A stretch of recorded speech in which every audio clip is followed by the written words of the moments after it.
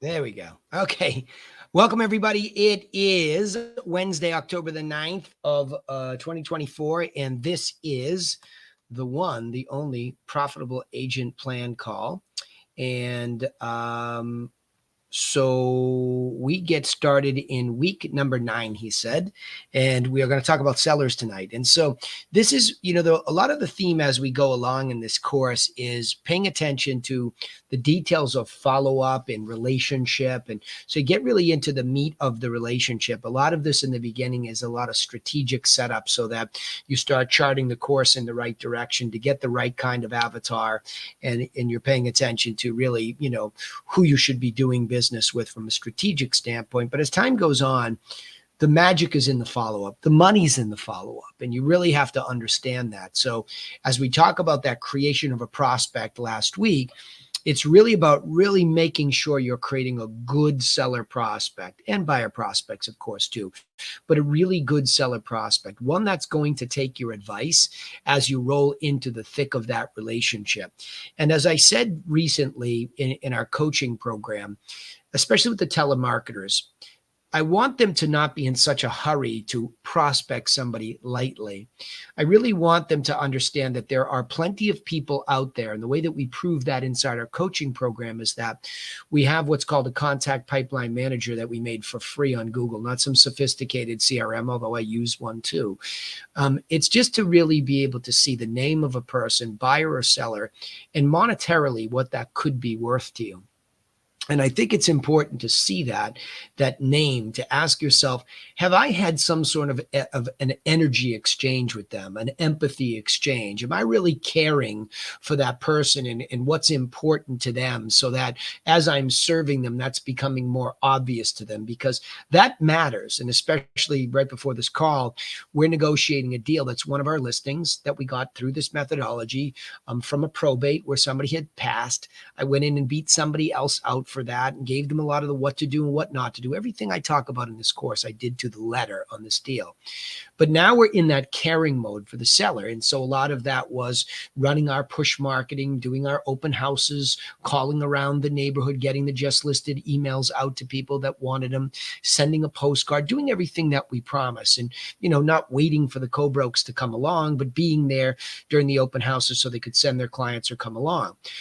So after about 45 days, maybe 2 meetings we've had with them about price, we finally came down with a significant price reduction, originally from $950 to $925. Even though we had math up there, it wasn't happening. And we got it down to $850. Well, voila, 4 offers, right, within a week. And so now the tricky part is we're sitting there and I have to care for these sellers, but I'm in a pretty good position here too because of what I've done with this whole methodology. Simply put, I have a double-ended deal as one of the 2 finalists that are there. And so I have to watch that slippery slope, he said, and be very upfront about what I think about that. And it does turn out that the person that is double-ended is a better offer from a certain standpoint, but it's marginally thin, right? And so you really have to be very, very careful with your seller to really try to extol the virtues of both of these offers and the detriments of both of those things. And in my experience, and I get cringy when I get a double offer like this. I have another one that's double-ended and there was nobody else. It was just her, so that it makes it easier. But in this case, there are some mitigating circumstances that I have to deal with that definitely care for my seller at the highest level. And of course, negotiation has a lot to do with the math and the understanding of the process, where we've been, but really fully articulating to them what's what so that they can make a very clear decision. And the problem once a house goes from not so hot to generally hot is trying to keep somebody away from their own greed. So sometimes it's a firm hand to say, okay, listen, we already countered too hard on one and we drove them away and they went down the street and bought the other house that was available. Okay. So let's learn our lesson. We don't want to go back too hard on either one of these people. and we don't want to jerk them around. They've done the right thing, both of them. They've come into the same open house opportunity. One's done more due diligence, the one that's double-ended. They came there today with a contractor. They went in there. They had no home inspection before. They're putting a bigger deposit. So there are a lot of things that make this incremental horse race just a little bit better for the person that's double-ended, okay? We've even called the bank. We vetted with the bank that they have an equity line. We talked to somebody at the bank. So because they're double-ended, we get to do a lot more due diligence too. So that's, before I get into the lecture portion of that, that's what it actually sounds like right now within the last hour and all throughout today to care for my seller along this process, okay?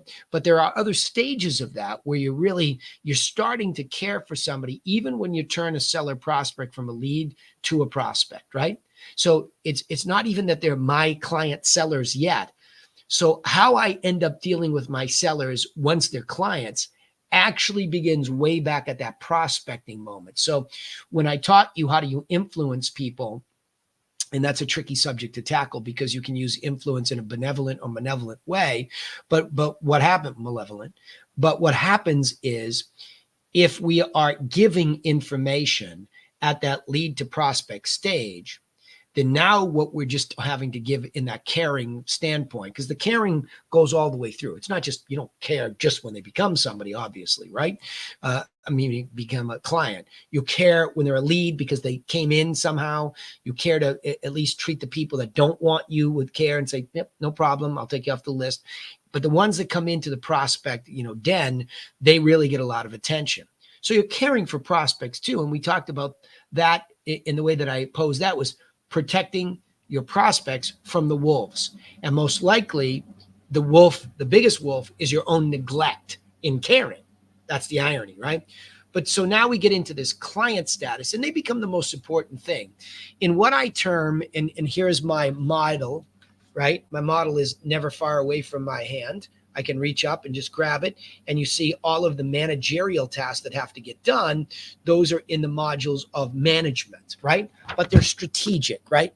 So in that strategic conversion plan, so I have marketing that leads to conversion.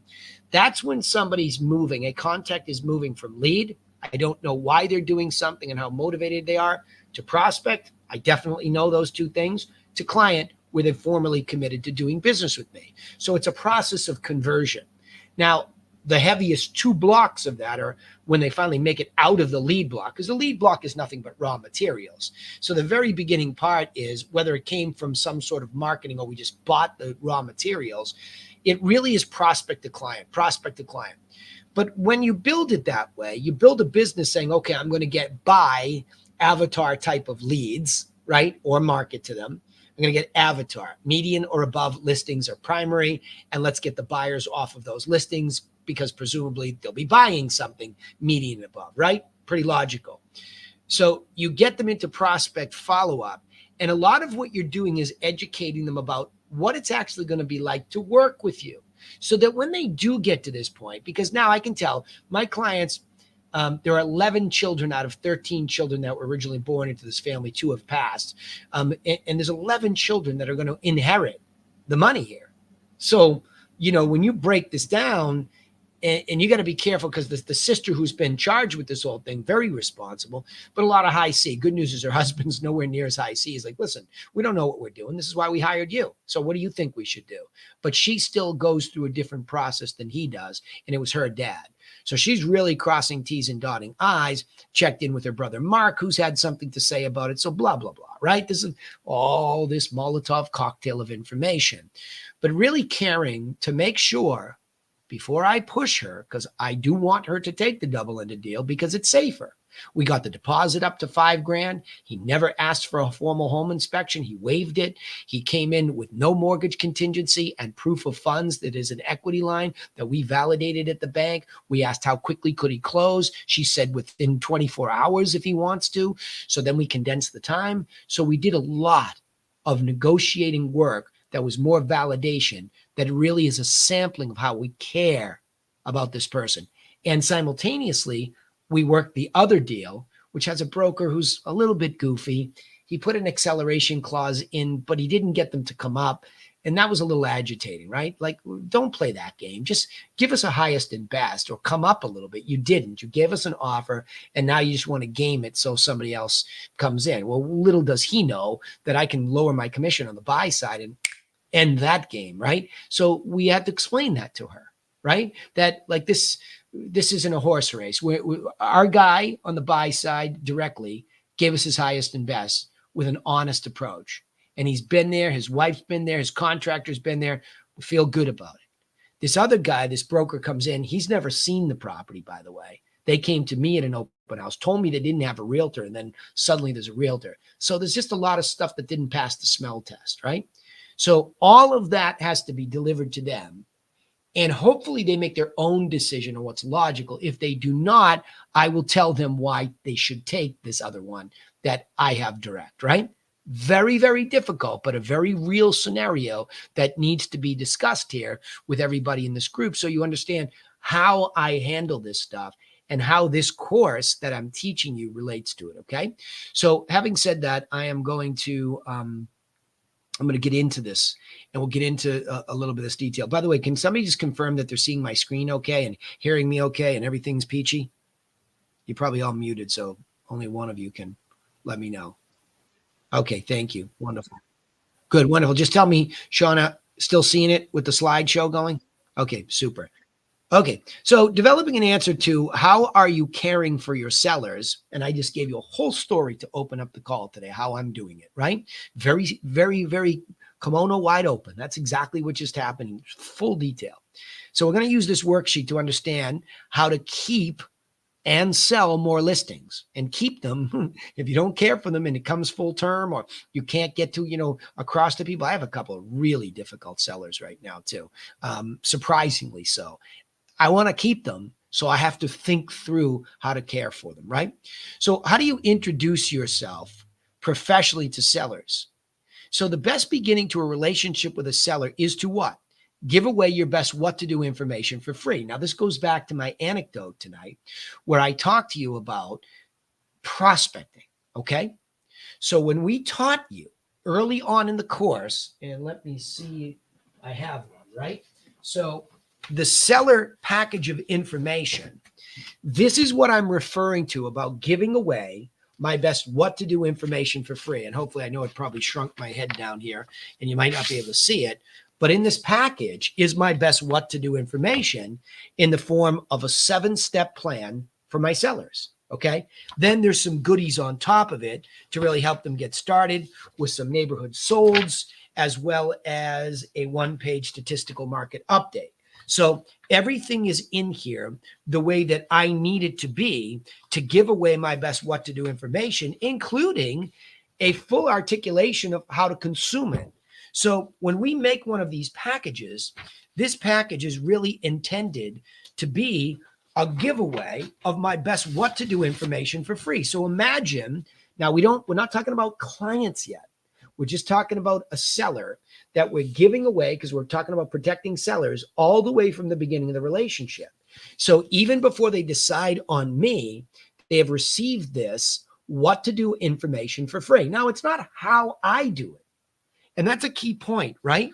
Is that, yes, of course, in here, it's an easy segue. If I'm talking to you about pricing it right, I can show you how I do my methodology, right? If I were customizing how to condition it, I would stand in your house and say, do this, don't do this, just like the anecdote I gave you tonight, right? And then, of course, you're going to want to know, how's the market and what does that mean about, for me to sell now or in this time period? And that's exactly what this all looks like. Right? So as you go through this package of information, you would see, oh, okay, without him, it's what to do. So I begin the relationship. Now, of course, I'm not going to give these away to just anybody.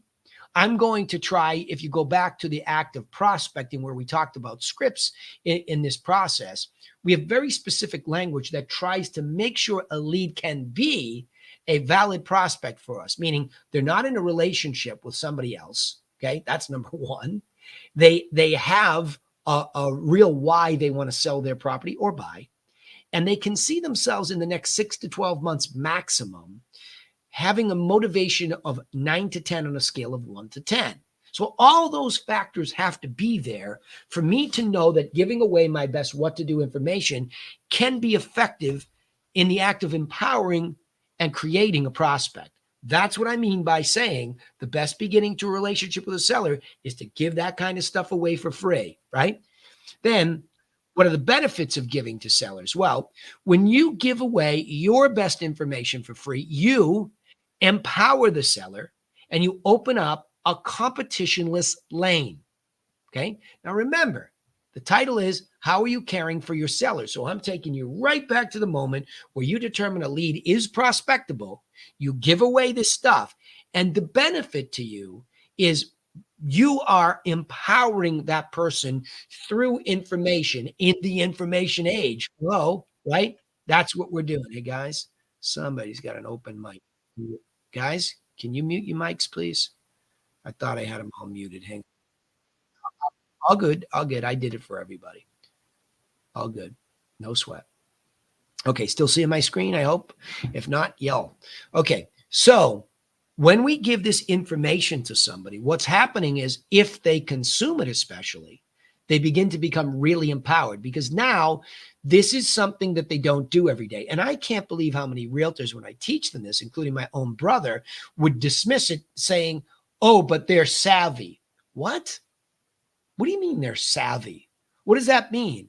Oh, they have a PhD and an MD from MIT? Yes, real people that walked through my listing in Boston had a hat on that said that. That's a pretty savvy MD, PhD, but he doesn't know anything about real estate because he doesn't do it every day. I do it every day. So I'm the expert giving you information that you as a MD, PhD can consume in 30 seconds and understand it. Wonderful, because I wrote it in about 7th grade language. So good, you can consume that. But you're now going to be empowered on how to actually properly buy or sell a house or both. So I'm empowering you with information. I'm not just trying to pull you off the street and turn you into a prospect by taking you. I want to just give to you first and see if I can magnetize you in, because that's the best way to co-create, he said, co-create a relationship. And it turns out that that methodology of doing so is so wildly unique that you are actually in a competition-less lane. I don't mean you got rid of all your competition. But what I'm trying to do in this course when I teach it to you is how not to be one of the everyones. I want you to be the only one. So you will be most likely 99.9% of the time the only one giving away good information and actually empowering somebody and not trying to take the business. Of course, there's definitely a time to ask for more information from them and then try to give more to them to really start to co-create something so that you are taking, but in an invisible sale. It's really invisible to them. They're just co-creating that sales relationship with you. You're never really having to take it when it's done correctly. And take it from me, who has done this over and over and over, including the anecdote that I talked about tonight. I went in, I know her brother had somebody that they were going to go with, but they wanted to hear from me. And when I got in there, they were blown away by the empowerment of the information. In fact, they had the original package on the table all laid out.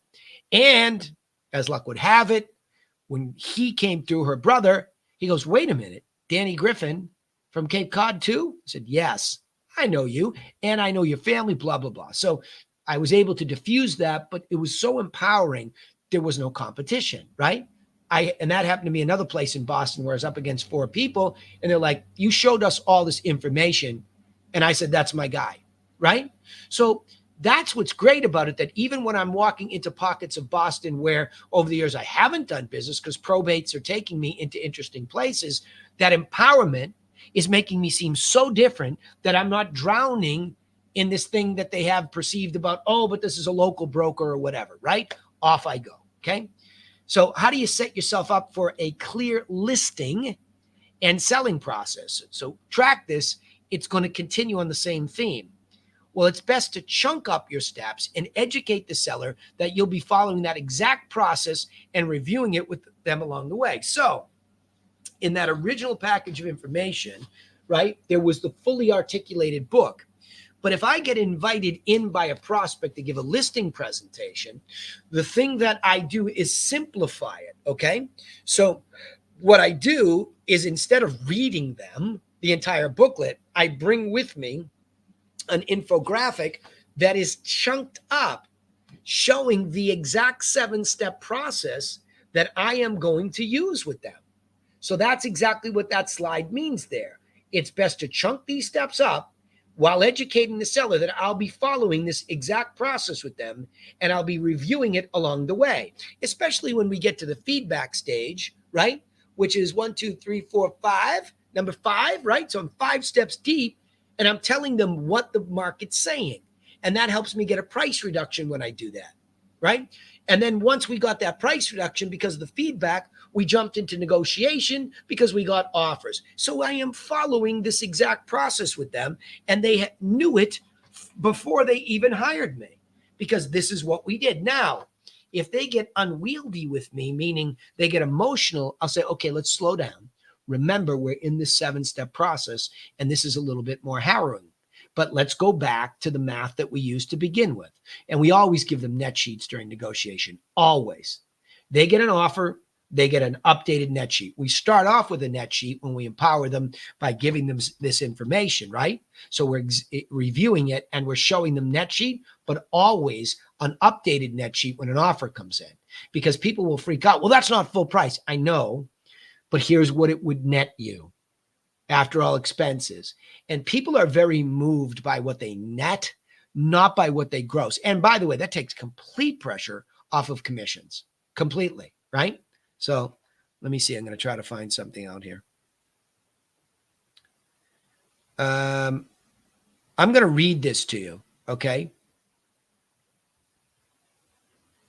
So we're getting low balls, by the way. On back of this, I got a 750. They went up to 8. I have an 810 and an 815. The 810 can be matched because of the lowering of the commission, and I still make out, right?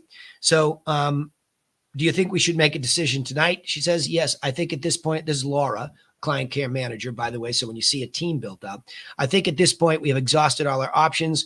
It would be best to make a decision tonight. We want to get this buyer locked in. Yes, we agree. Right? Can you send final offer from Eric to us so I can send to the lawyer before we sign? Right? So there it is. There's your done deal right here live. Like literally this just came in. So you see that care empowered them to move this in the right direction, right? And now they're saying that all we're saying is we think you should make a decision tonight. And she says, yes, send us Eric's offer. So after all of that education, they know where they're at. They know they're in the negotiation. They don't want to slide back to where we were in the marketing, right? Because now all of a sudden we go back to marketing. I mean, from this offer, if we blow this offer like we did last time, I could go back and reinvent it through more feedback. Okay. Not that I couldn't at this point. I've got the right price and it's a hot house, right? So let's keep going. Now, once I've given that listing presentation, the care of the seller continues. How detailed and organized is your onboarding process? So a lot of times in the past, when I would get a yes at the table, in this case, there'd always be a little bit of a delay or a gap. And I impressed upon this to Laura, who's been with me for 18 years. So she and I are really intertwined in that client care moment. She's the client care manager, which is a name we created as time went on. We have telemarketers at the front end, me in the middle, client care at the back end. Not that Laura doesn't kind of float between both of those. But the point is, when that person comes on, and they've gotten all this wonderful follow-up in marketing, you're looking at them now and saying, oh my gosh, this is, here we are, right? This is like, it's go time. And so you've got to do that with speed and urgency. We hate white space when it comes to communication. You want to care for somebody, don't delay. You can't get back to them. I used to say this to my wife. She's probably going to phase out of being a mortgage broker. She doesn't love it, but I would say to her, listen, you can't try to be overly prepared for the person before you call them back tomorrow. You have to say, yes, nice to meet you. I understand that you're looking for a mortgage. I will get you in the morning. So communication gaps are the killer. And it makes you seem like you're not caring enough. I can't emphasize that enough to all of my teammates. that you have to communicate with urgency and speed and close these gaps, because you can have somebody spit the hook per se, right? So establishing a transparent checklisted process for onboarding a listing and including the seller is critical, because people will support what they help create. It's supposed to say. I'll have to edit that. Oops, got ahead of myself. So the point being is, where did we do that? Well, we make a very and this is the methodology, right? Literally, you take one of these good old legal pads and you take a good old pencil and you say, once somebody says yes to a listing, what are the steps that I need to go through to get that person, right? What do I get that person up and going? Because there's a lot of detail. It's like a closing checklist. Those are very clear, simple, detailed things that must happen. Boom, we send out the digital copy of the listing agreement. We get that signed, right? We get it to MLS. We order the pictures, right? I'm not going to go down the whole thing with you because it's not even my job, but we built, Laura and I, over time, a super detailed checklisted process. And that keeps that seller in that communication with us, because once we get, we use a writer. So we'll take pictures and details. The seller will give us, a little narrative about what they think is great about the property. We give that to the writer. She writes up the MLS story, not a regurgitation of the details. Oh, 3-bedroom, 4-bath. Yes, the sheet already says that. Hey, wonderful location in West Roxbury. Walk to, Center Street, transportation nearby, commuter rail, all the stuff that makes lifestyle jump to, that all gets done in that process too. So they're co-creating it. And we learned, do not go live without the seller reviewing the details, because nobody knows the property better than us. So all that's like very transparent and open, and they feel co-created. And by the way, including, we send them a couple, a 2-pack of brownies when they give us our listing and say, thank you for trusting us with the listing. So the gift giving actually never stops throughout the process with us. We are giving insight, information, actual gifts. So we always have gotten ourselves, into this mode or this standard where we're just committed to giving, which leads to caring, right? So that transparent checklisted process helps co-create it. But how do you define caring for a seller? Well, it's crucial to maintain your authority. So the definition of caring isn't always so nice. You have to lead these people. There's a saying that goes, sellers, or really consumers too, in any form, are silently begging to be led. So these sellers are hiring you because they've seen all this expertise throughout this process, and they want to hire you. And now they're deferring to you to a large extent. Yes, they're going to fight with their emotions, but you have to maintain your authority over the process and not be afraid of telling the seller what must happen to get the property sold, especially when it comes to lowering the asking price. So in this example tonight with 24 Ivory, we had 2 subsequent, and we have a 30-day meeting. So we typically take a 6-month listing. We don't like it to go that long, but some people need a longer process. Every 30 days, we're going to make you sit in front of us on Zoom, and we're going to review the feedback, as harsh as it could be, and figure out why we don't have an offer yet. And it usually leads to changing some conditioning or lowering the price, or both, right? So that's definitely what happens. And you need to maintain that authority that says, look, we've gone here. Now, you make a lot of marketing promises for push marketing too. So yes, we pushed our phone calls around your property, just listed calls, sent out some sheets. Yes, we told them about open houses. Yes, we sent this, right? So we did all the things to be proactive. People came through. We track everything through showing time. Here's what they said. It's not enough showings. We're not close enough to get an offer. Nobody's there. We need to lower the price, right? To get these people attracted. So that you have to be authoritative and tell them, right? That's what has to happen. So now, how detailed and organized, and again, that's what gets them there. I could put a footnote here too, and I'm showing you a live one tonight.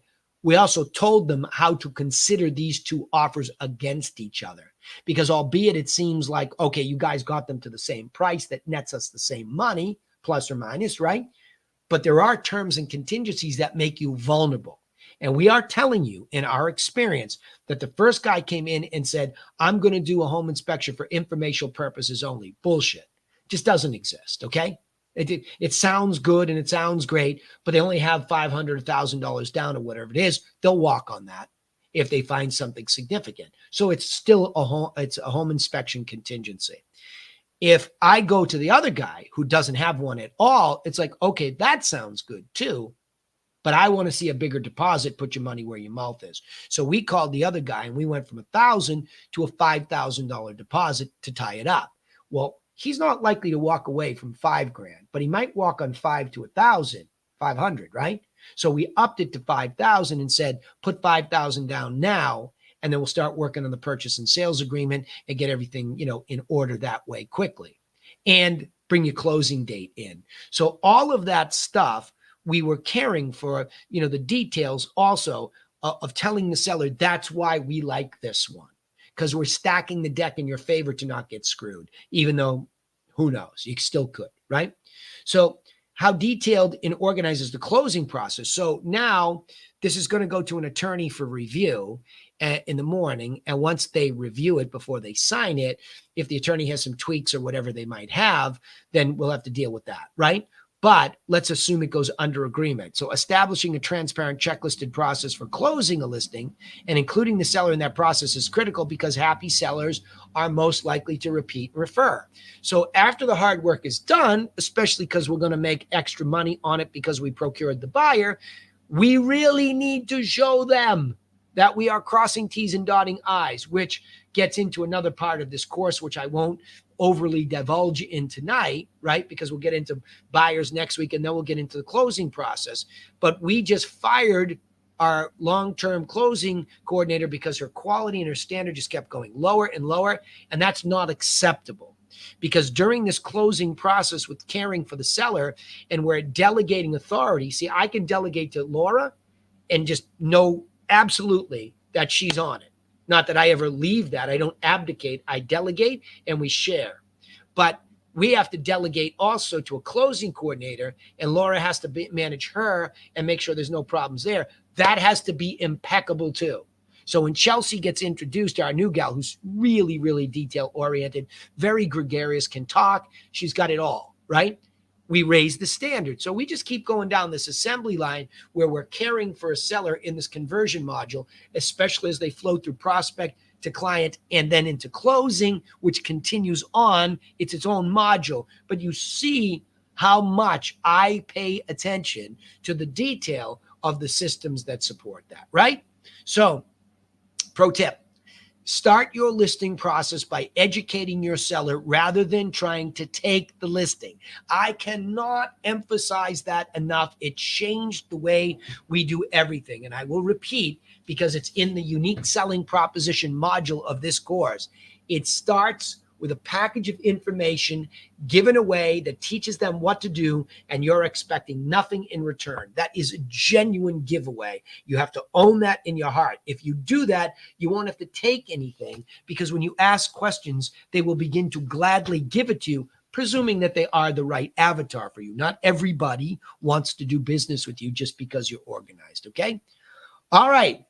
Did I say that all in one breath? Maybe. Okay, so let's stop sharing the screen here, and I will come back to you over here, and we will open up for Q&A. So anything tonight that you would have for questions first about what I went through tonight, I'll take those first. And then, of course, because you all attend live, if I can help with anything else tonight, I will do that too. But it was fun when I have a real offer, right? See, there's all the writing, Shauna. They don't want to believe me, but it's all right there, right? That's exact. Oops, can't really read it. Got to hide behind it so it focus on it. But there it is. I think at this point, we've exhausted all our options. See, it's all legit. I know none of you really believe me until I show you the goods, right? So there it is. Live deals. You're getting taught by somebody who's actually doing this. By the way, that's not a shabby one. That's 810 double ended at 5%. With a 5,000 giveaway on one side of it, which is not too shabby because you can do the math. It's about 20 on one side. So by double ending it, I get an extra 15. That's a big deal, right? So these things, this is how you really accelerate with this systematic approach. So remember, first of all, we're targeting avatar sellers. So we knew this seller owned a pretty healthy priced, house somewhere between 8 and 9. And you see what it needed everything, by the way. So it traded at the, lower end of what it could have, because they'd been in there since the 60s, raised 13 kids, and he did not much, right? So all of that, all of that was there. So yeah, go ahead, Shauna.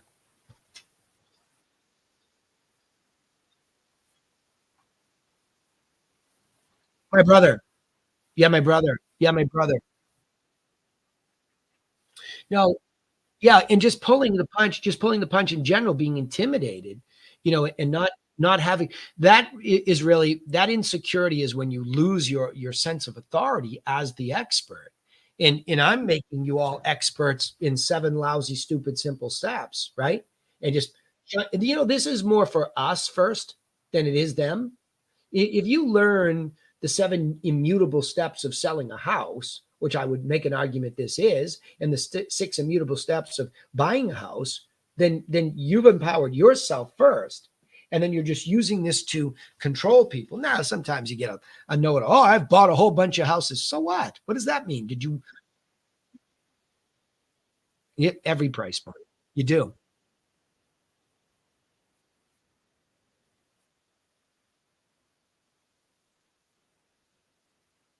Yep.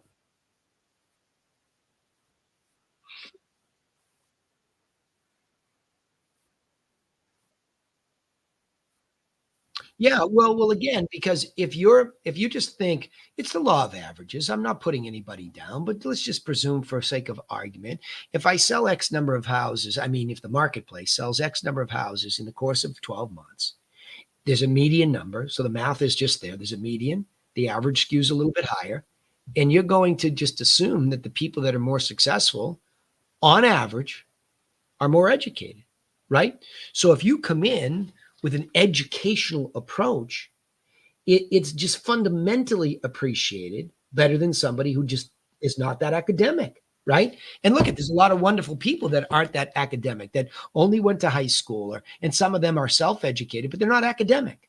So this academic approach, appeals to an academic, right? And so that's why it's not lost in a lot of super smart people when they see that you are in real estate, you're the equivalent of what they are in their world. They like that. Now, of course, they might laugh at you when they have a PhD from MIT, but they appreciate it, right? And for the most part, if they're avatar, they're humble already, and they're just, a lot of them are nerdy and they're humble and they're just appreciative that you're that kind to care, that you're not trying to intimidate them outside of their lane, because a lot of intellectuals are extremely intimidated outside their lane. So there's an appreciation. It's hard when I coach because I come across as aggressive when I coach, but man, I can make myself extremely quiet and extremely small depending on who's across the table when I'm educating them, right? Just very soft, right? Even when I do open houses, it's soft. Unless somebody, I'll raise my energy to somebody who's trying to lean in, right? I mean, somebody, tries to be a know-it-all or test me, I'll bring my authority up like that. I say, oh, really? You got that down pretty cold, right? That's pretty good. You must have been in real estate a long time. And I'll be that strong in my authority that, and I have nothing to lose. You're not an avatar or you're just testing me. It's one of the other. You're probably my, if you're testing, yeah, if you're testing me, you might be one of my best avatars, because then you're going to break and go, oh, you're one of us. I'm good with you. Go for it. Right. That happens to me a lot. Okay. But then there's the wise guy and the insecure person. I'm like, well, I've even said to Bill, what are you doing here today? Right. What are you doing here today? Yeah. Yeah. It's like, why did you come in? Yeah. Why'd you come into the open house today? Like, did you come in to challenge me? Right. You'll lose. Right. I look at him, I say, you'll lose that one.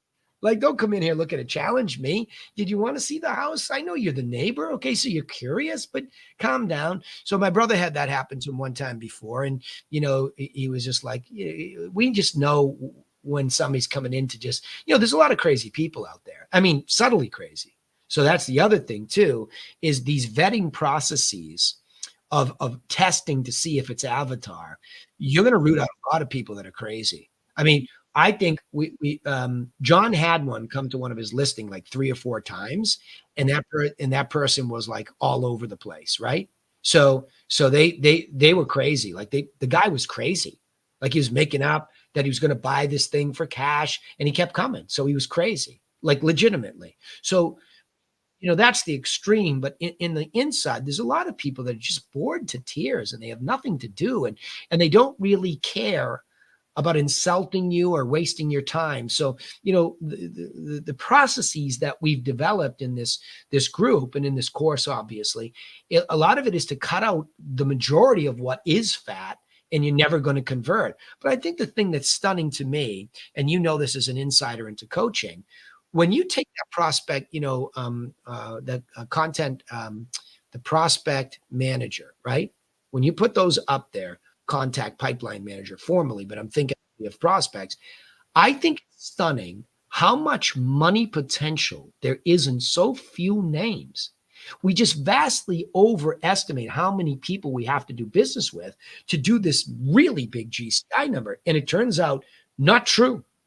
If you're focused on median above and you begin to empower these sellers right from the start when you meet them with the information, a lot of them, turns out, if you stay consistent, are going to say yes. And when you just put the potential monetization up in front of you, it's like, holy crap, right? I mean, you look at Doug Winter's business with Susan, and she's done a great job pulling his business together with him. They had 32 million first in prospects. And then they culled it down and realized, okay, I didn't do a good job on these. They weren't really prospects. They still had 21 million, right? 21 million in sales. And so, your potential sales, you're looking at just a huge amount of GCI, and that's statically today. Now, of course, some of those will fall out. Some of them will graduate. She said, listen, I feel good about it, right? Crazy, crazy. So I have to pinch myself because it's happening more regularly to us, where each and every week it's like, wow, had we had a little string of luck, we would have smushed it. Like we would have had a $250,000 month, right? Just as a company too. My brother did an 11 million. Jen did a 3.5. The couple weeks before, we had a 1.7 from Annabelle. So it's starting to permeate the group too. So what's interesting is rising tide, raises all boats, right? As long as they don't sink, I suppose, right? But I mean, that tide is beginning to happen, and it's happening in our mastermind group. Sometimes slowly, sometimes significantly, and all of a sudden you're like, wow, what potential, right? So cool.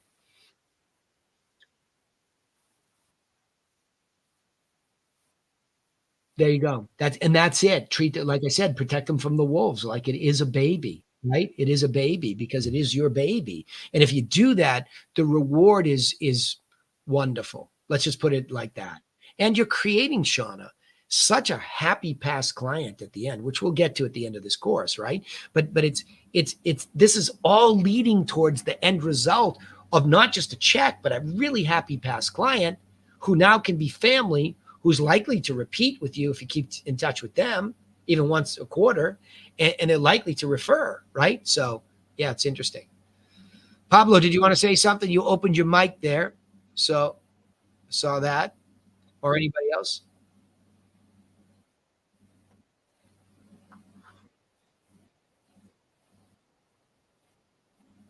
Nope.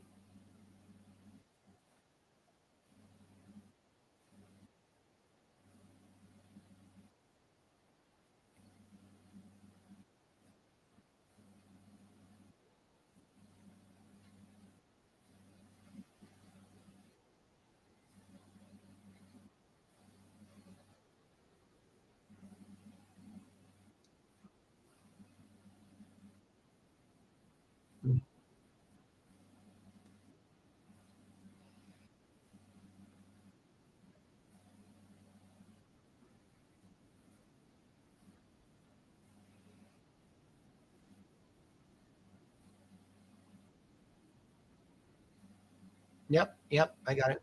Yep, yep, yep, yep.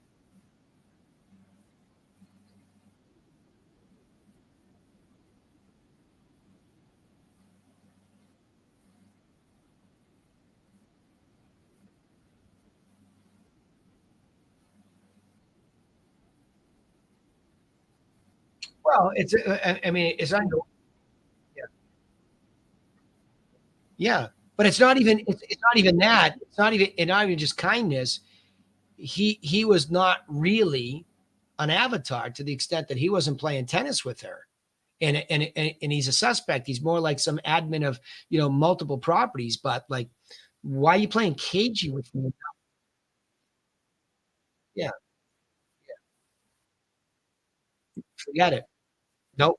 I can't give you the information if you don't give me the address because the whole premise is yeah, yeah. Well, not even that. Not even that. You're playing cagey for some reason, and I can't fulfill the package the way I'm supposed to because I don't know what radius to look for solds around. So,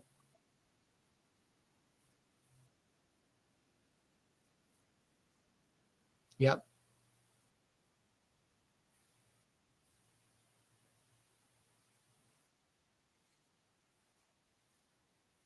yep,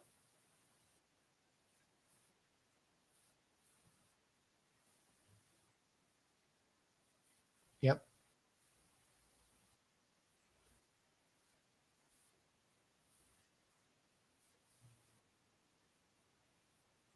yep.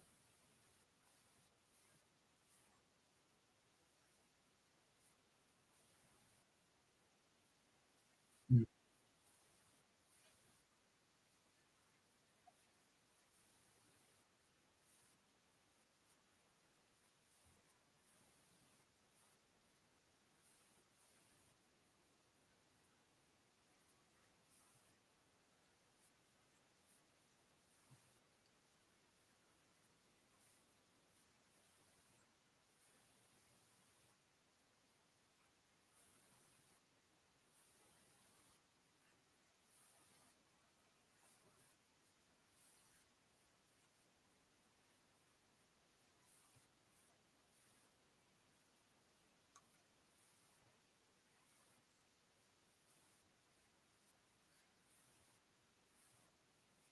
Well, first of all, it's your first one. Yeah.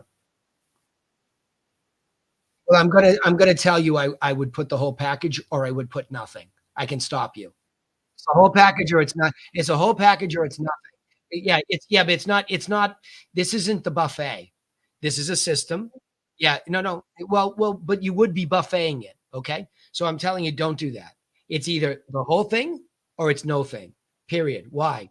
Because over time, what hold on, over time, what we have realized is that you can tell them what to do with 7 steps, but if you don't throw some candy of what's selling around them, they can't begin to like assimilate it for themselves and give you any credit.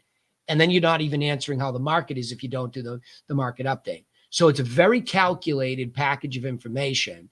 And the cover letter explains all the pieces and why all the pieces are there. Right. Now,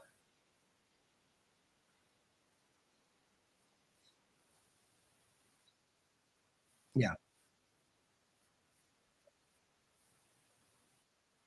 Yeah, yeah, yeah, but don't do that, then it's not a system anymore. It's not information in an organized information product. Now all of a sudden it's just here we go again. This is what we all do. We just sort of do what we feel we should do. He either fits into the box or doesn't. Now I know why you did it because you haven't been making these calls. It's exciting to talk to a 1.7 and we start to say, well, whenever this guy does it. And again, early on, it's like a rookie that starts in this business, Annabelle. Annabelle took on some prospects that were going to be about 24 months. Okay. 24 months later, because she doesn't have the luxury I have to say, I don't even want to see from my team something that's not inside 12 months. Because we know we're such a machine. We know we can find with my machine many people that want to do something inside 6 months, let alone 12. So I don't mind my team looking at stuff up to 24 months or maybe longer because some of them are wonderful and they're definitely going to sell and they loved us or whatever, but their plans did change to be longer. I don't mind that, but I'm about to have my first quarterly meeting where I'm like, okay, now once a quarter, you're going to show me how much of that stuff you're burying in the big database. You're going to show it to me. I can see how few are in my face because I'm going to be on you if those aren't real prospects. If you can't tell me why they're doing something in 6 to 12 months maximum, then there's no way I'm having Annabelle send them a package every month. So I started to get more. I took the accordion and I kept squeezing it inward. For you, if he did say somewhere in the next 24 months he was going to sell it,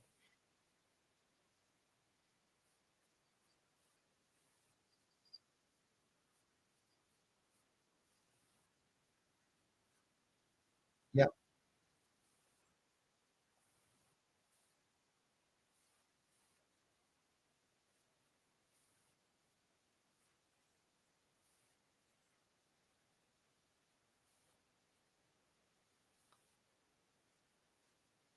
no, well, that's Paul. That's why you shouldn't be doing it. That's why you shouldn't. I know. That's why I delegated it long ago because I would. Yep, I got it. I got it. But look what you're doing already. You're already cheating. Don't cheat. Yep. I know, but that's what I'm saying. I'm just saying it loudly to everybody. Don't cheat. It's a system. When it's a system, Laura will tell you, every time we cheat it a little bit, it costs us money. It is amazing. It's like it's so punishing on us. I'm forget you, put you on the shelf. You do what you're going to do. I'm telling you, me, yeah, I'm telling you, me, when we cheat the system anywhere, anytime, anyhow, it slaps us usually by taking money away. It's uncanny.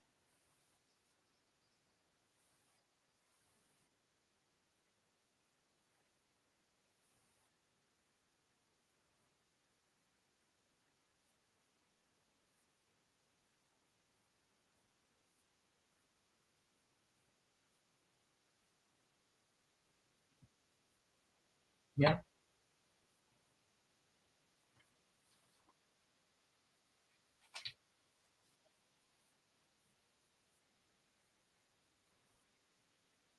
Yep. Yep. Yeah, and you know what? It lulls you and it actually takes energy to keep following up with them, but worse, it lulls you to sleep. It makes you I look at this is what happened with Sherry, okay? So Sherry was a nice gal, decent telemarketer, not extraordinary, little bit like, tech challenged, okay?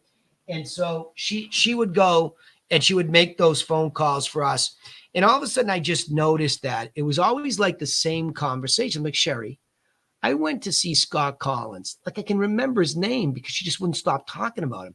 I went to see him. It was early on. It was Beacon Hill, right near Dern Street. So I took it. I went for it. He just was obnoxious.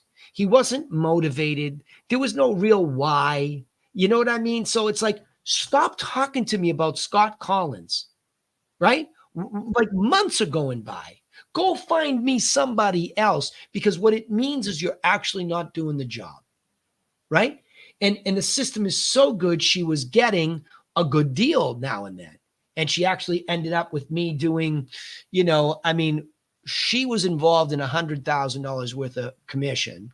I double ended one of those that she wouldn't have been involved in off an open house. So that was another, gosh, that was a 60,000 gross, so another 30 on a double ended one, 220, right? So it definitely monetized. But why would I have let somebody like that go? Because I knew she was lying about the effort, right? You could just see the system was screaming, she's lying. She's telling you she's working at this and she's just not, right? Because she would be creating more and it just wasn't there. So, the system becomes so powerful, it just lets everybody know it's going to hold you accountable. Right.